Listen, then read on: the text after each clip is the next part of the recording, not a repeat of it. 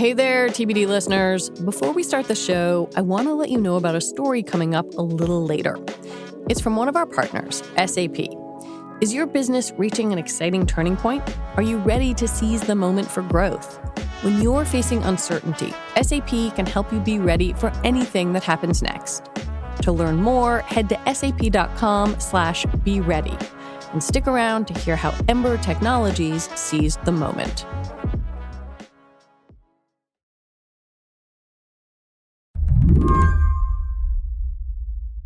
We can all call up that important date in history when the astronauts of Apollo 11 landed on the surface of the moon, right?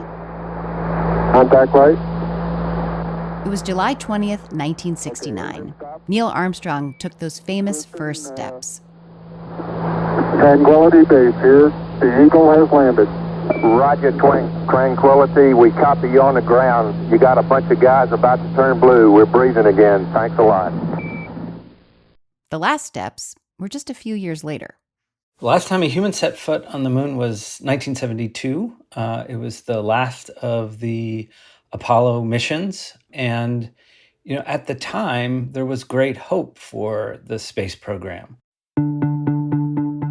Christian Davenport is a reporter for The Washington Post, covering NASA and space.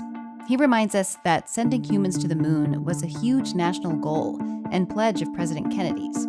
It took effort and resources, and we did it. And we beat the Soviet Union there. It was a Cold War space race, after all. Then we sent astronauts to the moon again and again, 5 more times after Neil Armstrong landed there. Americans got used to it. Polling at the time showed that it just didn't capture the American public's attention anymore. It's like, all right, you send up one crew, then another, and they didn't sort of see the value in it. And there were, of course, a lot of things going on at home with the war in Vietnam and civil unrest. And the space program, as a result, sort of, in terms of human exploration, retracted its ambitions. So we haven't had humans go back ever since. In the past year or so, it seems like a new race to the moon has been gearing up. Would you characterize it that way? Yeah, 100%. And what's attracting all of these countries and all of these companies, because it's not just national space programs anymore, is a resource on the moon that we were not aware of was even there in the 1960s and 70s. That resource is water in the form of ice on the moon's south pole, discovered decades later, around 2009. So now there's renewed interest in lunar missions, and not just from the U.S. How many countries right now currently have ongoing missions to the moon? Russia, China, India, Japan, the United States. We're looking at 5 or 6, something like that. There's so many, it takes a minute to count them all. Do all of these countries racing to the moon or just jockeying to get there, does that feel retro to you? Yeah, I mean, it is sort of a reprise of the Cold War space race to the moon-ish. Today on the show, the space race back to the moon has taken off. I'm Yasmin Khan. You're listening to a special Sunday edition of What Next? I'm your host, in for Mary Harris. Stick around. This podcast is brought to you by Progressive Insurance. Whether you're driving, cooking, or doing laundry, Progressive knows the podcasts you listen to go best when they're bundled with another activity. Much like how their Progressive home and auto policies go best when they're bundled. Having these 2 policies together makes taking care of your insurance easier, and it could help you save, too. Customers who save by switching their home and car insurance to Progressive save nearly $800 on average. That's a whole lot of savings and protection for your favorite podcast listening activities, like going on a road trip, cooking dinner, or even hitting the home gym. Yep, your home and your car are even easier to protect when you bundle your insurance together. Find your perfect combo. Get a home and car insurance quote at Progressive.com today. Progressive Casualty Insurance Company and Affiliates. National average 12-month savings of $793 by new customers surveyed who saved with Progressive between June 2021 and May 2022. Potential savings will vary. This podcast is brought to you by Slate Studios and SAP. How do you know when to seize the moment for growth? When your opportunity arrives, you need to be ready. From expanding into new markets to hiring, business leaders face so many tough decisions. My name is Ray Fager. I'm Chief Data and Analytics Officer at Kings Hawaiian, as well as Interim CIO. Kings Hawaiian is a family-owned company that began in Hilo, Hawaii in 1950. We make amazing sweet Hawaiian bread, primarily dinner rolls and hamburger buns. Our customers love us, but we're always worried about consistently making the same thing everywhere. Not long ago, Kings Hawaiian began to grow. They needed to build a plant for a new product. We have a secret formula. No one knows exactly what goes into our bread except for about 5 people in the entire world. We can't use a co-manufacturer. And because of that, we realized that the software we're using to currently manage our production facilities needed to be upgraded.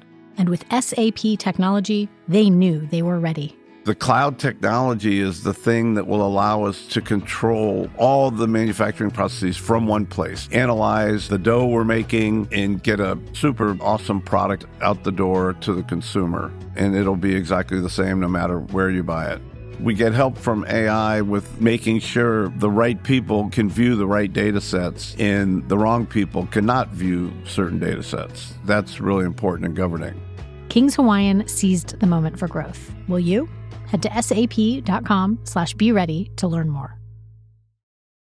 So the last time travel to the moon was a major global focus was back during the Cold War, when the U.S. and the Soviet Union obviously were in this competition to land a man on the moon. The U.S., of course, got there first. Neil Armstrong took those famous first steps. There were several U.S. missions in subsequent years. And then our attention turned away from the moon. Why is that? Well, I think NASA, even though they had just pulled off this moon mission, think of what was happening in the country at the time, right? The last moon mission is 1972. You have the war in Vietnam still continuing. You have the civil rights movement. Nixon is in office and facing controversy with Watergate. This had been Kennedy's pledge, not his. The interest just began to wane.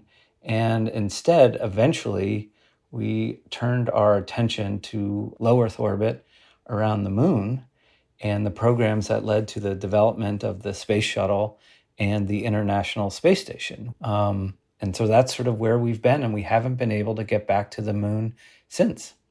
Yeah. In the U.S., the moon didn't really become a major goal again until the Trump administration, right? What was the Trump administration's directive to NASA? Yeah, well, so actually, it was the goal of, say, the George W. Bush administration. But they just didn't have the momentum, they didn't have the funding, they didn't have the interest, and it just was not really a serious program. And then President Obama comes in and says, we've already been to the moon. He literally said, we've been there, done that. We should go to an asteroid, we should go to Mars. And then the Trump administration comes in and says, and refocuses NASA to go to the moon. It seems awfully significant then that President Biden comes into office and he maintains support for this Trump era program. Yeah.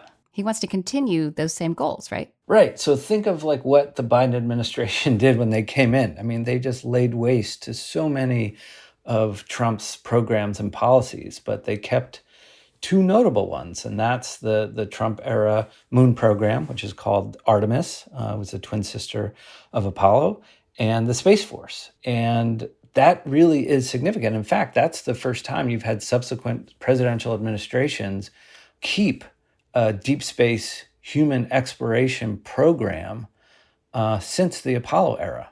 And to think that it was done from a Republican to a Democrat in these really polarized political times. I mean, that is extraordinary. Right. It was really exciting back in April when NASA named the Artemis crew. Yeah, this is going to be the crew that's going to fly around the moon. The astronaut corps of today is not like the astronaut corps of the Apollo era. It's not just white men and crew cuts and military fighter jet pilots. We're going to have the first woman walk on the moon. We're going to have the first person of color walk on the moon, was a Biden addition. And I think that resonated, with Congress. And that was, I think, done by design to keep support for the program going. And the idea, though, is that, we're not going to do an Apollo program. We're not going to just plant our flag, walk around for a couple days, grab some rocks, and come home. We are going to build up a more permanent presence, an enduring presence on and around the moon. What's helping to drive political will for the moon program is the existence of water on the moon's south pole in the form of ice. So this race isn't just about returning to the moon. It's about getting to the South Pole into those reserves of ice. Christian says accessing them could jumpstart a whole new era of space exploration.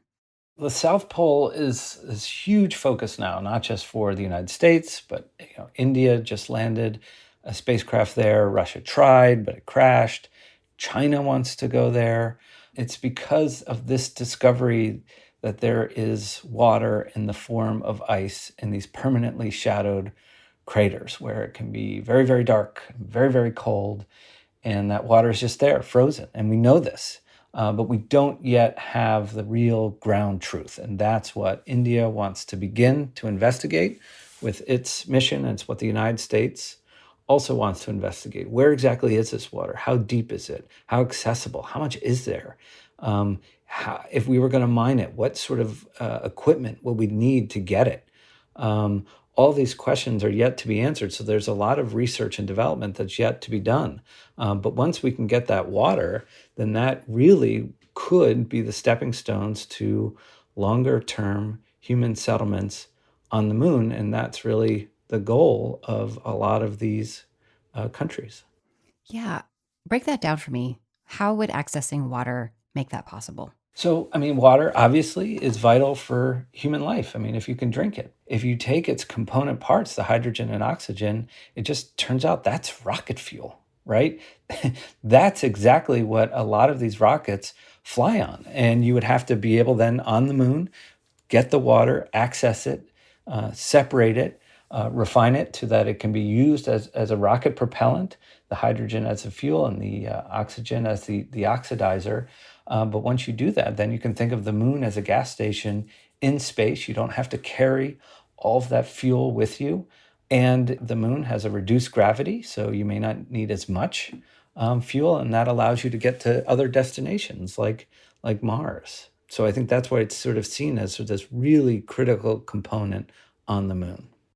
I want to still get a handle on the landscape of who's involved here. So among the countries we've talked about, who are the key players in this present day space race? Yeah, and the key players, the key countries really are the United States and China. Those are the two biggest superpowers when it comes to space. It used to really just be the United States, but China in recent years has made tremendous progress. They landed a spacecraft in 2019 on the far side of the moon, which had never been done before. They have now put a rover on Mars. They have their own space station.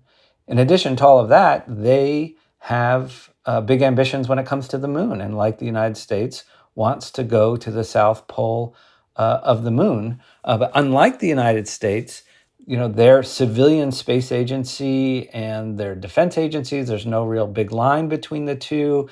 They don't have to worry about, Republicans and Democrats and the messy business of democracy, fighting over what national priorities should be and how much money to spend on all of these things. And they've slowly and steadily been building a really robust civilian space program as well as a military one as well. They have become enormously capable. And of course, India just successfully achieved a unmanned moon landing. Russia's most recent landing attempt did not succeed. But what does that say about where things stand? Yeah, so clearly India's landing on the moon shows that they are a serious player in space. But I think with the lunar landing, they probably occupy the third spot. If it's the United States, then China, and now India as the biggest national power in space. And they may displace Russia, which their space program has really withered for a long time since the end of the Soviet era. Yes, they still launch astronauts to the International Space Station. They are a partner there, but they've had a series of problems, and people think that their space program is not as robust as it once was. I want to just actually think back to the Cold War again for a second, because I mean, the race to the moon feels reminiscent in a lot of ways to the original space race. I'm wondering if you would say so, or if this is just a sort of lazy comparison. No, I think today's race to the moon is reminiscent of the Cold War space race to the moon in some ways, right? Big power competition. But what makes it different this time is, well, a lot of things. One is it's not just the US and China, right? The United States is partnering with all these other countries to go back to the moon and to go not just to the surface of the moon, but to a specific location, the South Pole. And not just to get there and plant a flag, but to set up an enduring presence. They also have a bigger commercial space sector that NASA relies on that wasn't around during Apollo. There's Elon Musk's SpaceX. There's Jeff Bezos's Blue Origin. Those two companies, I highlight them because they have the contracts from NASA worth billions of dollars to build the spacecraft that would actually land the astronauts on the lunar surface and then take them off the lunar surface. Right? So that's actually, it's done in partnership with NASA, but this is something that the commercial sector is doing, right? So you remember that famous moment, 1969, the Eagle has landed, Neil Armstrong and Buzz Aldrin are on the moon. The next time, the way things are set up now, that would be SpaceX's Starship has landed, right? And we're putting that capability and that responsibility in the hands of the private sector. Huh. Right. So these private companies, SpaceX and Blue Origin, they've gotten lots of attention in the last couple of years, but you're saying that they're actually really key to achieving NASA's goals. Vital. Yes, absolutely. I mean, and this is a paradigm shift for NASA that has been going on for the last 15 years or so. After the break, with a crowded race and resources at stake, who's regulating what countries can do if they actually make it to the moon? And is this project a worthwhile way to spend taxpayer dollars?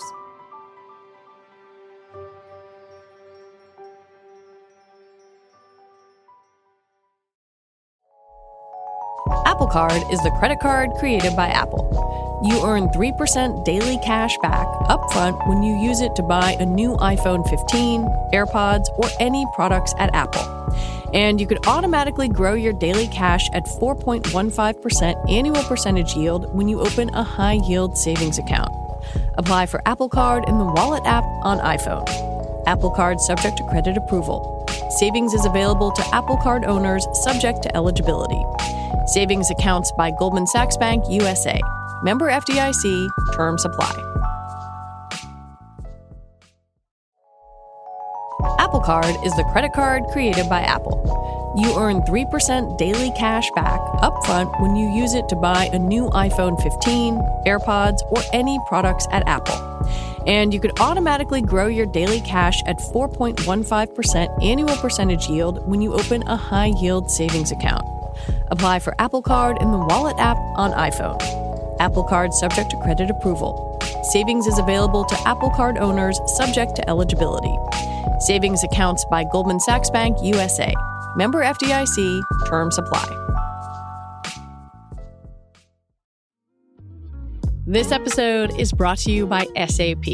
First, the bad news. SAP Business AI won't help you generate cubist versions of your family's holiday photos, but it will help you understand which supplier is best to help you roll out your plant-based packaging in Southeast Asia, identify the training your junior project manager needs to rise up the ranks, and automate repetitive tasks while you focus on big innovations, so you can be ready for the next opportunity. Revolutionary technology, real-world results. That's SAP Business AI.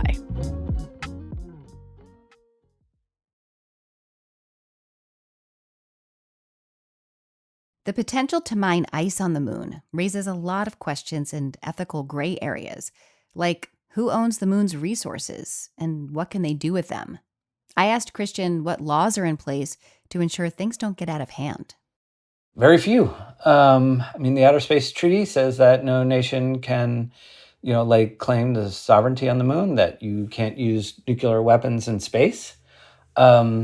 Interestingly, the United States Congress in 2015, I believed, passed a law that was signed by President Obama that said that if any commercial companies from the United States mined a celestial body, an asteroid, or took water on the moon, that those companies could lay claim to those resources.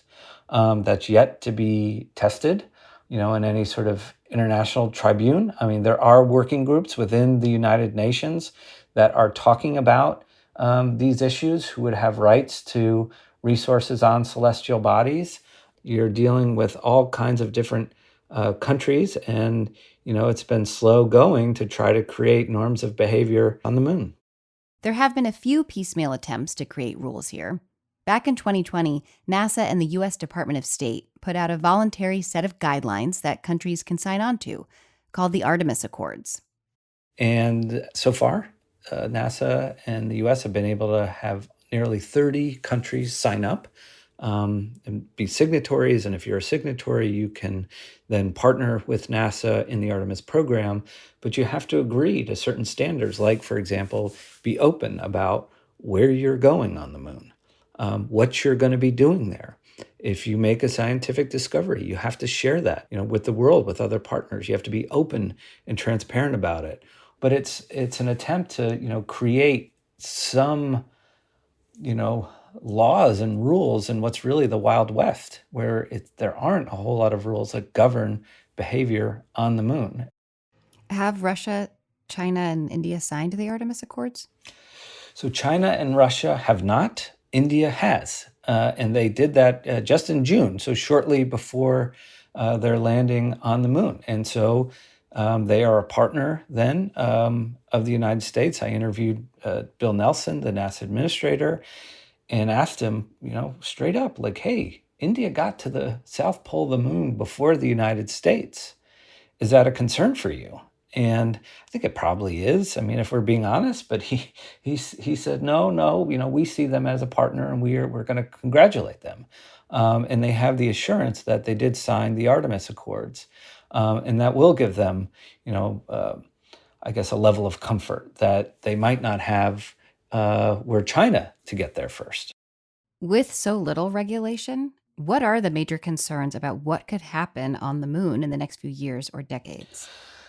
I think they're mostly worried now about claims of territory, saying this is where we are, it's ours effectively, and you have to stay out. So, like, for example, that China would lay claim to vast swaths of water ice on the moon and claim it as their own.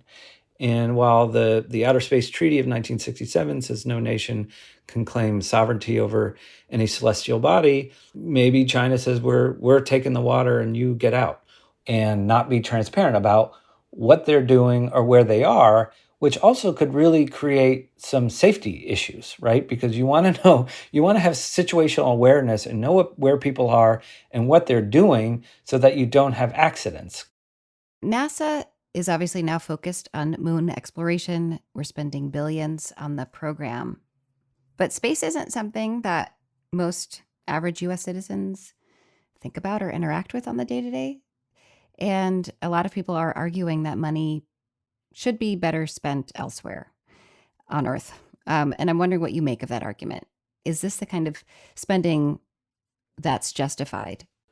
Yeah, I think we need to have those debates. That's what a open democratic society does. That we've got some real problems here on Earth, and they see these money going to the moon. They wonder, well, how does that benefit us? We should be focused here. I think advocates for space exploration would say that you can do both, and that by going to space, there are legitimate arguments to be made that it does benefit Earth. Just one small example, on your smartphone, you see that little blue GPS dot that tells you where you are and where you're going, that comes from space. That comes from a U.S. satellite.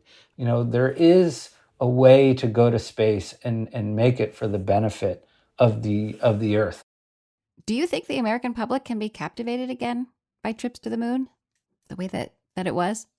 I think so. I think in a way, it'll be interesting to see, right? Because, we will have, I think for a moment at least, this renewed interest in the astronaut corps with, the first woman on the moon and the first person of color. I think companies like SpaceX have renewed interest and made space cooler again by, launching as often as they do and landing rockets. And, so there is this hope for a scientific future that I think will captivate more of the American public. But I think there will always be, and there should be, this tension between what is the balance between spending money and resources and time and energy on space versus all of the problems we have on Earth. And I think that's a good thing to discuss. Christian, thank you so much for your time. I really appreciate it. My pleasure. This was a lot of fun. Christian Davenport covers NASA and space at The Washington Post. He's the author of the book, The Space Barons. That's the show. What Next is produced by Paige Osborne, Elena Schwartz, Rob Gunther, Madeline Ducharme, and Anna Phillips. We're led by Alicia Montgomery with a little help from Susan Matthews. Ben Richmond is the Senior Director of Podcast Operations at Slate. And I'm Yasmin Khan, in for Mary Harris. Thanks for listening.